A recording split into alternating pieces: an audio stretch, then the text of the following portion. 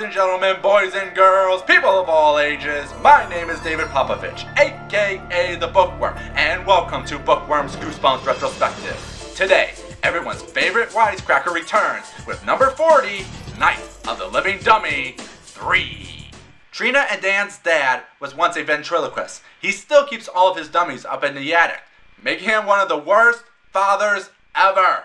The dummies all stared at us, their eyes big and blank. Like a doll's eyes.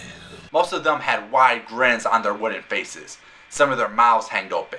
Some of their heads tilted down so we couldn't see their faces. Seriously, I will never understand how anyone can find dummies interesting. Little bastards are creepy. But their dad has just found another dummy to add to his collection. 2 guesses who it is. I found this one in a trash can, he told us. Do you believe someone just threw it away? I leaned close to check out Dad's new treasure. It had wavy brown hair painted on top of its head. The face was kind of strange, kind of intense. The eyes were bright blue. They shimmered, sort of like real eyes. The dummy had bright red painted lips, curved up into a smile. An ugly smile, I thought. Kind of gross and nasty. Yep, good old Slappy. But don't worry, as long as you don't find the magic word. Hey, what's that? Oh no. He reached into the pocket of a gray suit jacket and pulled out a folded up slip of paper. Turn back, you fools! Turn back! I moved my lips silently as I struggled to read them.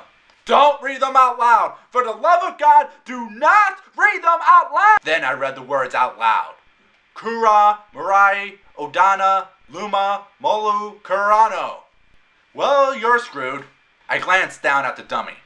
The glassy blue eyes stared up at me. Then the right eye slowly closed. The dummy winked at me, and then his left hand shot straight up and slapped me in the face. Oh my god. Slappy's a total pimp! Nice to see him living up to his name. One more time. And then his left hand shot straight up and slapped me in the face. But just to add irony, Trina and Dan bring Slappy to life just as their timid cousin Zane, who they like to scare, comes to visit. Their dad demands them not to scare Zane at all. But soon, dummies are appearing all around the house, scaring poor Zane. Trina and Dan think one of them is doing it. But if they don't figure out what's going on, it's going to ruin their summer plans. The cover is good. It's interesting to see how each cover from the Living Dummies series keeps getting further and further away. First we had the close-up, then the single full body, and now multiple dummies. Multiple, lifeless, tacky dummies as they all stare into your soul with their glassy eyes, gaped mouths, and Slappy himself in the middle, ruler to them all. Having them in the attic also adds a nice touch to it all. Also, they just read the magic words in front of all of the dummies. This is going to get good. Kind of. Every dummy has his day. And his night. In general, I really like this one. It still follows a similar structure as the others. Kids get Slappy, read the words, strange stuff happens, kids think it's one of them playing a mean prank that begins to mess with their lives, finds out it's Slappy, then all hell breaks loose. But it didn't feel like a rehash.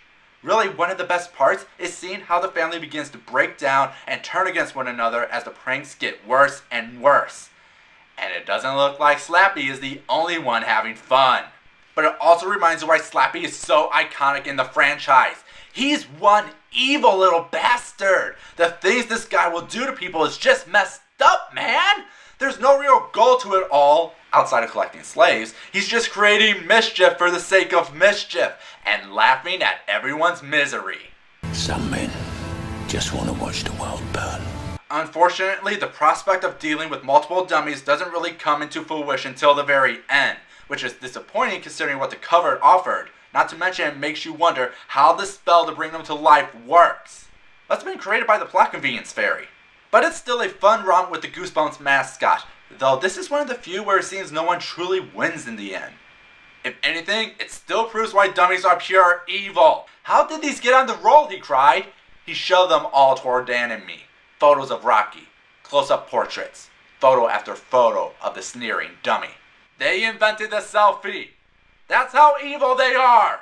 Let me take a selfie. Nothing but evil. What about you, Internet?